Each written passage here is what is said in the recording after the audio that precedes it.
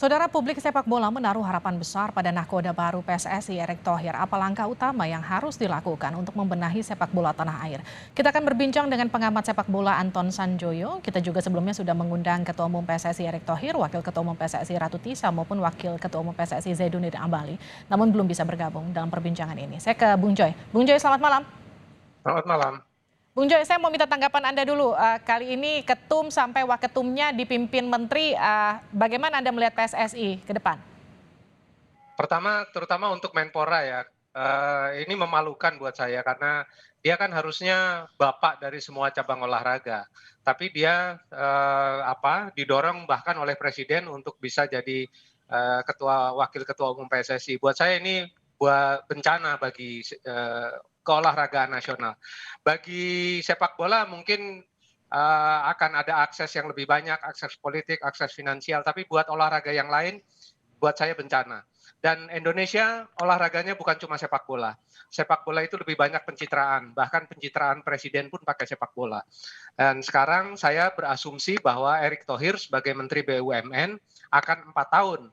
Tapi saya nggak percaya sebetulnya dia akan 4 tahun karena dia digadang-gadang jadi calon wakil presiden untuk 2024. Jadi saya tetap skeptis ya. Ini menurut saya pengambilan PSSI oleh negara secara brutal dan ini tidak baik bagi kelangsungan persepakbolaan itu sendiri karena buat saya ini tetap hanya ajang politik, ajang pencitraan. Kalau Erick Thohir sampai 4 tahun oke, tapi kalau hanya sampai 1 tahun kesalahan itu tidak akan bisa dimaafkan oleh bangsa Indonesia karena itu adalah prank, adalah kibulan terbesar tahun ini. Orang-orang di pemerintahan mengambil alih PSSI hanya demi pencitraan. Tapi oke lah, kalau dia 4 tahun, saya punya keyakinan dia mampu. Karena dia kan orang yang sangat prominent, orang yang sangat berhasil dalam hidupnya, pengusaha yang sangat sukses, dia Menteri BUMN, kurang apa lagi? Ya kan, dia Pernah punya klub sepak bola juga sebetulnya kan? punya klub sepak bola walaupun dia tidak memanage lah, dia kan hanya jual beli saham. Tapi oke lah, kalau dia 4 tahun, saya yakin dia bisa. Oke. Dia bisa membenahi semua yang ada meskipun ESCO-nya tidak dia pilih. Baik. Ya, ESCO-nya yang pilih adalah para voters gitu. Oke, Bung Joy, setelah kemudian tadi Anda sempat katakan dengan dipimpin menteri dan wakilnya juga menteri ada akses langsung untuk dunia persepak bolaan. Artinya ada harapan besar dong untuk transformasi sepak bola nasional. Anda juga melihat optimisme ke situ? Dengan berbagai syarat. Karena saya tidak melihat Zainuddin Amali itu apa sih ininya, prestasinya gitu ya. Saya nggak pernah tahu prestasinya di jadi Menpora juga gitu. Tapi ya karena dia orang politik, dia orangnya presiden, ya akhirnya punya akses kan. Bikin DBON aja berantakan gitu. Nah, sekarang dia ada di situ. Artinya kita harus menyingkirkan dulu cabang olahraga lain yang jauh lebih berprestasi. Bulu tangkis menyumbang medali emas sejak tahun 92, nggak pernah dapet tuh yang namanya Inpres dan lain-lain. Sekarang anak emasnya sepak bola. Jadi harusnya bisa kan, dengan menyingkirkan semua sinisme terhadap terhadap cabang olahraga yang lain harusnya bisa karena aksesnya kan luar biasa. Jadi kalau ada Amali di situ, ada Erick Thohir, harusnya bisa lah. Cuman problemnya kan apakah mereka mengerti betul-betul masalah di persepakbolaan nasional. Kalau bicaranya hanya timnas, hanya Liga 1, Liga 2, Liga 3, menurut saya mereka tidak mengerti apa yang terjadi pada sepak bola nasional. Ya, ini harusnya Ketum PSSI dan juga Waketum yang juga Menteri BUMN dan juga Menpora ini ikut bergabung di dialog kita untuk kemudian menjawab tadi keresahan Anda, Bung Joy. Tapi kemudian saya pengen sekali nih head on sama mereka gitu ya. Saya pengen berdebat gitu sama mereka tentang apa sih yang mereka pahami mengenai persepak bolaan sehingga mereka bisa punya. Sekarang kan mereka sudah terpilih, Bung Joy. Next-nya gimana? Apa langkah yang harus dilakukan pertama untuk membenahi sepak bola tanah air? Kemarin kan setelah ada kericuhan supporter tuh kemudian exco sudah mulai dibentuk. Itu cukup efektif nggak untuk langkah step pertama? Ya harusnya Mbak, kalau Esko kan dibentuk lewat KLB, Mhm. ya kan pemilihan itu dan sudah terbentuklah, ketua, wakil ketua, dan para Esko. Tinggal sebetulnya sekarang sekjen dan para direktur-direktur profesional, di Oke. antaranya direktur teknis, direktur pembinaan usia muda, dan lain-lain lah ya, pokoknya yang betul-betul urusannya teknis sepak bola. Tapi persoalannya kan harus di-guidance sama ketua umum, wakil ketua umum, dan Esko, gitu Mmm. loh. Guidance-nya bukan cuma Liga 1. Mhm.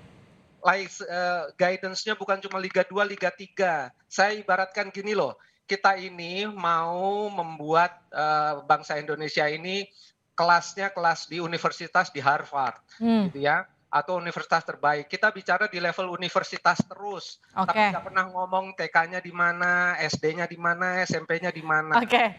Iya kan? Mmm. Ngomongnya kita punya universitas harus kita tingkatkan, TK-nya di mana? Anda nggak pernah ngomong usia usia muda ini mau diapain, Oke. ya kan? Asprof itu harus gimana memutar kompetisi usia muda. Karena mau dapat student atau mau dapat mahasiswa terbaik dari mana, Anda nggak pernah bikin TK-nya, Mmm. Anda nggak pernah bikin SMP-nya, SD-nya Anda nggak pernah perhatikan. Artinya Anda mau dapat pembinaan mahasiswa. para calon atlet dari muda ini juga harus jadi fokus PSSI gitu maksudnya? Loh, ya jelas itu justru batu awalnya. Mhm. Kalau saya jadi Erick Thohir, saya nggak mau bicara 1 tahun, 2 tahun ke depan, saya bicaranya 50, 20 tahun ke depan seperti Oke. kata Jokowi tadi, gitu loh. Saya letakkan dulu model pembinaan sepak bola nasional tuh kayak apa, grassroots-nya kayak apa, Oke. pemasalannya kayak apa, ya kan kompetisi usia mudanya kayak apa, di tingkat Asprof, di tingkat komunitas tuh kayak apa. Bikin modelnya, Baik. ya kan kasih aksesnya, finansialnya, politiknya. Jangan ngomongin Liga 1 terus yang ada duitnya, Oke, Bung gitu. Joy, ini kan PSSI mau membentuk badan tim nasional ya untuk mencapai target ikut Piala Dunia 2040. Anda optimis melihat ini, tanggapannya gimana Bung Joy? Omong kosong lah badan tim nasional kalau Anda nggak ngomong usia 10 tahun itu Mhm. kompetisinya gimana. Mau dapat pemain dari mana? Mau naturalisasi terus kayak yang dilakukan Hasani, gitu kan? Kan memalukan bangsa ini punya jutaan talenta bermutu tapi nggak pernah digubris dari awal. Oke. Akhirnya ketika sampai di level senior, Mhm. mereka kalah bersaing dengan Vietnam, kalah bersaing dengan Thailand, kalah bersaing dengan bahkan sekarang dengan Kamboja menurut saya kita kalah gitu Mmm. loh. Ya kan, karena mereka, meskipun tidak serapih negara-negara Eropa, tapi komitmen mereka tentang, pembinaan usia muda, tentang bagaimana mutu pelatih-pelatih di level bawah-bawah itu, mereka tingkatkan, perwasitan mereka tingkatkan. Kalau ngomongnya cuma timnas timnas timnas terus, bahkan U20 pun salah kaprah disebut timnas kan, Mmm. gitu loh. Jadi mindset mereka ini salah. Oke. Dan ini yang membuat kita ini nggak pernah maju. Tahun Ini kan berapa gini, Anda tahu terakhir kita juara di level Asia Tenggara? baik, 1991 gitu loh. Bung Joy, Ini ini, kan memalukan. kalau kita lihat tapi kan netizen merespon positif dengan hadirnya, Menteri BUMN dan juga Menpora yang masuk ke dalam jajaran utama di PSSI sebagai ketum dan juga waketum. Artinya dengan optimisme netizen ini, bagaimana kemudian melihat gebrakan baru yang harus mereka lakukan pertama kali, paling tidak setahun terakhir lah sampai kemudian pesta politik itu, berlangsung kalau tadi Anda katakan ini syarat muatan politik dengan penempatan mereka? Kalau ya netizen pasti begitulah, karena, sejak zaman Nurdin Halid gitu ya, masuk, Edi Rahmayadi, wah jenderal bintang 3, ternyata enggak juga gitu ya. Mmm. Masuk, Iwan Bule, wah jenderal bintang 3, enggak juga, melelep juga gitu loh. Jadi sekarang ya gitu lagi lah, euforia lagi. Saya ingatkan, semua euforia ini harus ada basicnya. Dan kalau Anda bilang tadi ini 2 orang di pemerintahan bisa melakukan sesuatu, bisa. Kalau mereka memang komitmen dan tahu betul yang harus mereka lakukan. Oke. Jadi yang dari sisi keorganisasian, mereka harus mengubah statuta PSSI tentang pemilihan Esko. Karena Esko selalu dipilih oleh Mmm. asprof-asprof, oleh voters yang tidak punya visi dan misi tentang sepak bola. Oke. Mereka bicaranya hanya duit. Siapa yang bisa ngasih mereka duit lebih banyak, itulah yang mereka pilih. Baik. Nah, ini harus diubah oleh Erick Thohir, oleh Zainuddin Amali, oleh Ratu Tisa, harus diubah. Mereka harus punya kemampuan untuk mengubah ADART itu sehingga nanti yang bekerja Esko, ketua umum mendatang adalah Esko yang mereka pilih dan orang-orang Oke. yang benar-benar kapabel. Nggak seperti sekarang, orangnya nggak kapabel semua.